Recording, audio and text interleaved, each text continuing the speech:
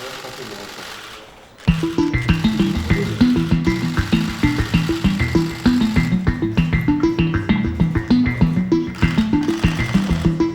support us that upcoming.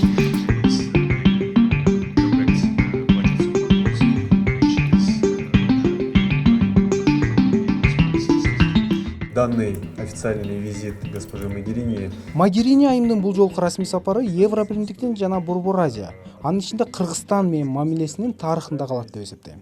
Буга бир нече себеп бар. Атап айтсак, Евробиримдик менен Борбор Азия өлкөлөрүнүн ортосундагы жаңы стратегиянын кабыл алынышы.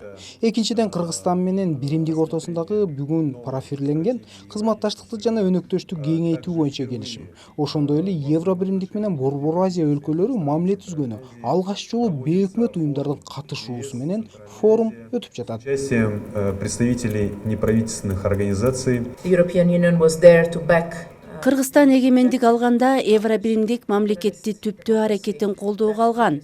Сиздердин демократиялык баалуулуктарга умтулган кадамыңыздарды кубаттайбыз. Демократия толук орношу үчүн көп нерсе ишке ашуусу керек жана бул жаатта аракеттерди токтотпоо зарыл. Евробиримдик Кыргызстандын демократиялык коомду куруу аракетине тилектеш жана өнөктөш. once and for all.